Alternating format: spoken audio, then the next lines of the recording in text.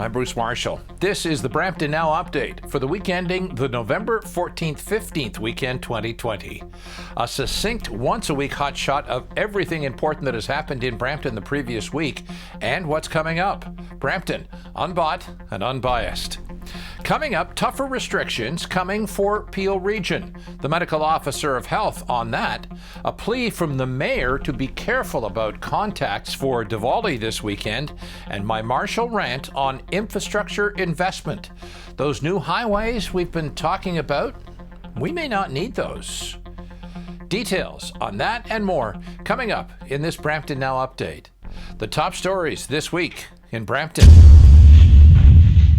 So as the province got tougher with Peel Region last weekend, our own Chief Medical Officer of Health got tougher once again. Dr. Lawrence Lowe from earlier in the week. I ask that you limit contact to members of your immediate household and essential supports only. Those that live alone may join one designated home and stay exclusive to that home. If anyone becomes sick, please isolate away from all the people in that home.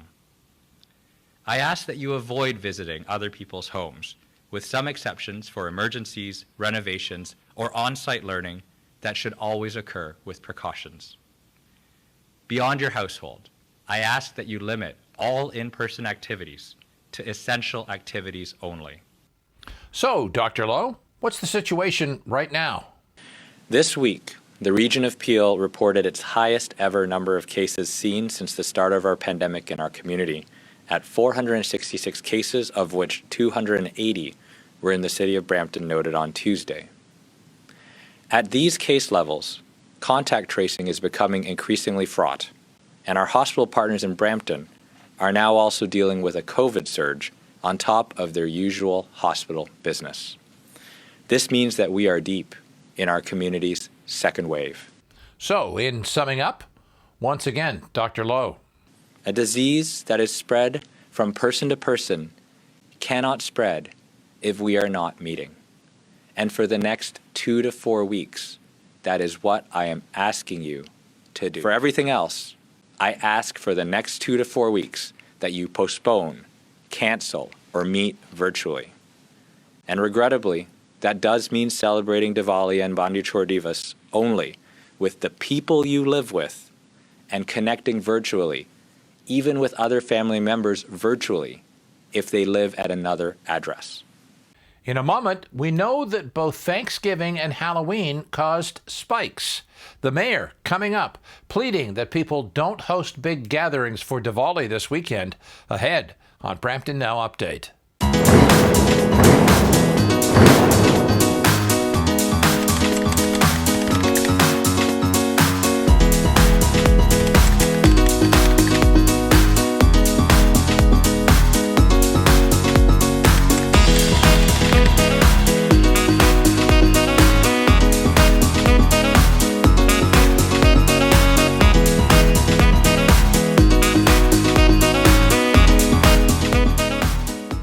This is the Brampton Now Update. I'm Bruce Marshall.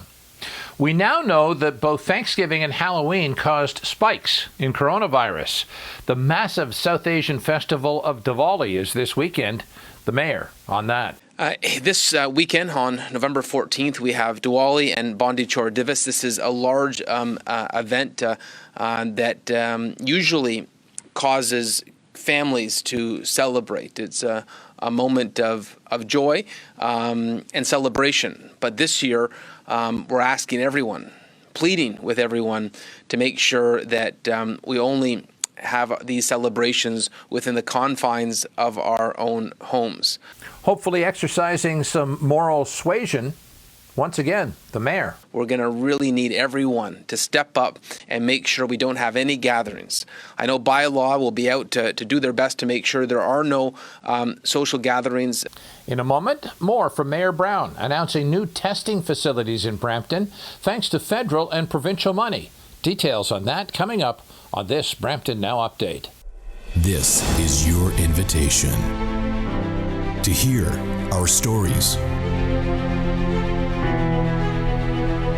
to engage in our traditions, and connect with our history. traditions as varied as the land. Come experience our country's heritage. Find and book your authentic Indigenous experience at indigenouscanada.travel. I'm Bruce Marshall. This is the Brampton Now Update. While our COVID case numbers in Brampton rise and we go back to more restrictions, at least one thing is going in the right direction. Our test capacity gets bigger and bigger. Mayor Brown on that. I wanted to mention that we've received some significant help this week from our provincial and federal partners. I'd been talking previously about the need for more testing, and we're getting that now from the province. The new community-based testing centres in Brampton include the Snellgrove Community Centre on Huronterra, which will be open Tuesday from 2 to 6 p.m. and every Saturday from 9 a.m. to 1 p.m. There is our Gore Meadows site, which will be open Tuesday to Saturday from 10 a.m. to 2 p.m. And those who require an evening option, Greenbrier Recreation Centre provides testing 4 p.m. to 8 p.m. from Tuesday to Saturday.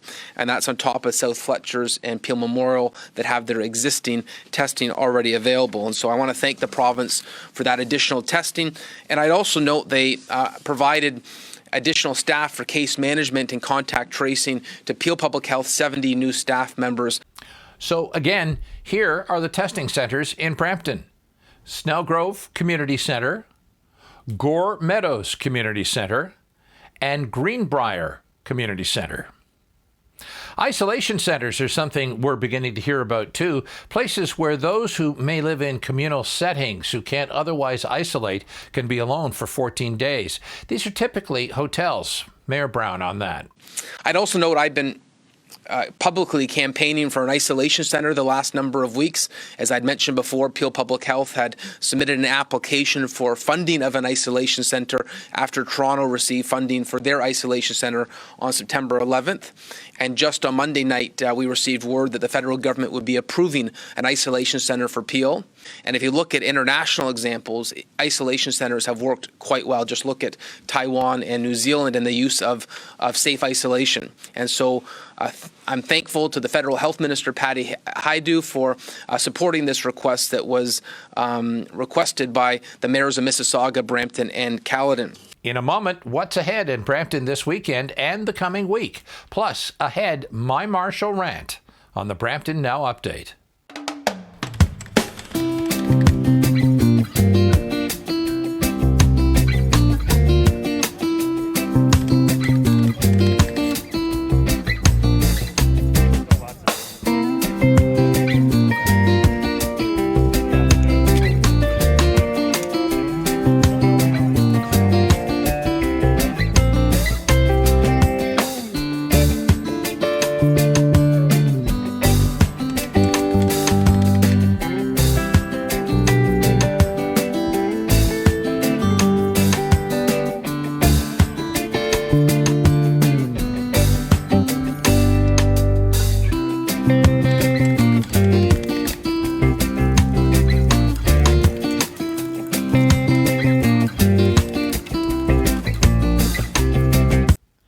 This weekend and ahead in Brampton, William Osler Health System Foundation has launched its first ever 50/50 lottery to raise funds for equipment.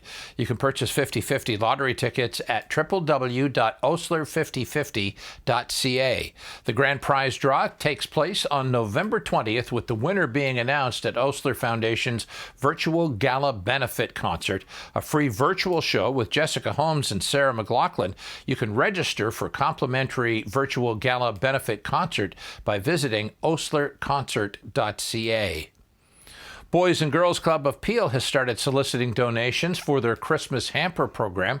You can go to bgcpeel.org for info on that and how you can help out. The Journey Neighborhood Centre, with 2 Brampton program locations, opened a thrift store in downtown Brampton. Journey Thrift is on Nelson Street near the YMCA, and I can tell you, Journey Thrift dressed me today. Brampton Music Theatre continues a fundraising contest called Catch the Ace. It's at bmtcatchtheace.ca. BMC also continues online training programs and concerts on their website at bramptonmusictheatre.com or like them on Facebook. Diwali, the Festival of Lights celebrated by a number of South Asian faiths, begins on Saturday. The 2020 Christmas season gets underway next weekend with Brampton's Winter Lights Festival. The now drive-through Christmas lights at Gage Park are now sold out. The tree lighting takes place next Friday, and the Santa Claus Parade virtually takes place next Saturday. Of course, all of these events are occurring online. The Christmas market will take place all weekend in Ken Square. Go to brampton.ca for more information on that. Coming up, the Marshall Rant, next on the Brampton Now Update.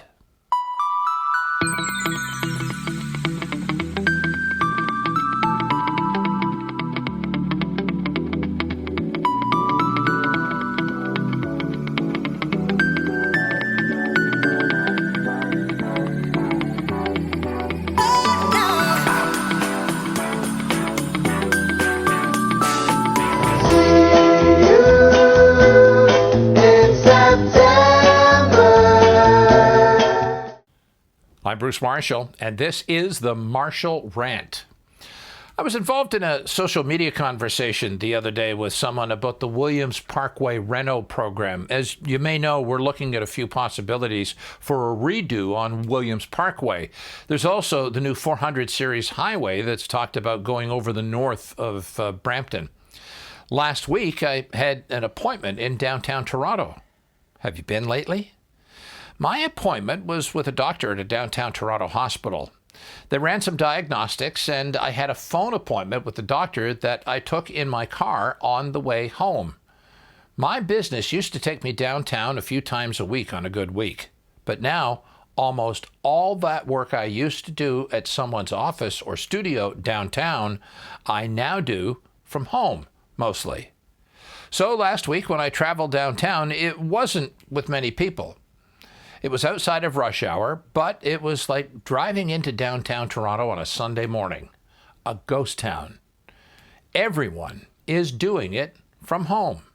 And all the studies we see on this is that nobody really wants to return to going to the office. People who work from home are apparently more productive, and employers love the idea of not paying rent for space that they don't need for employees who never come into the office. So this adds up to a lot less driving. Myself, I found that I can make a full tank of fuel last for 6 weeks. I'm not the only one saving this year on fuel and wear and tear. So maybe we should also be looking at whether we need to even go ahead with the big highway projects that are on the books.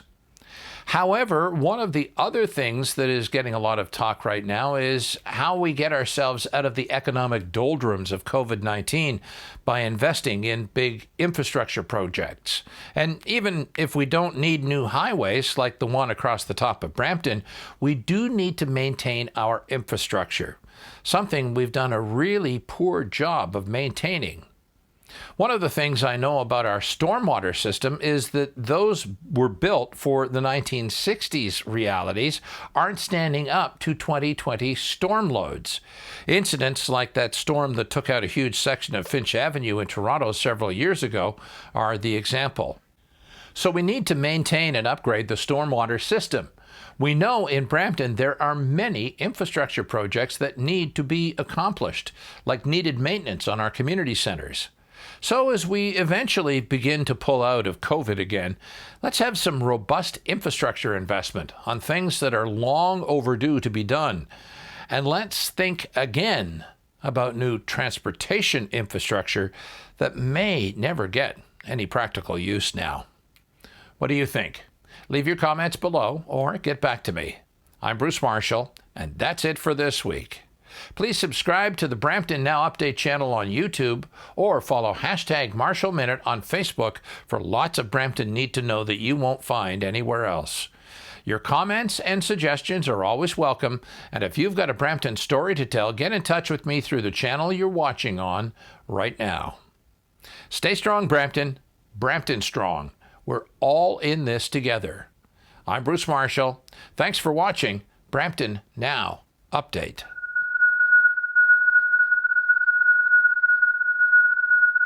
Quiet, numbskulls, I'm broadcasting.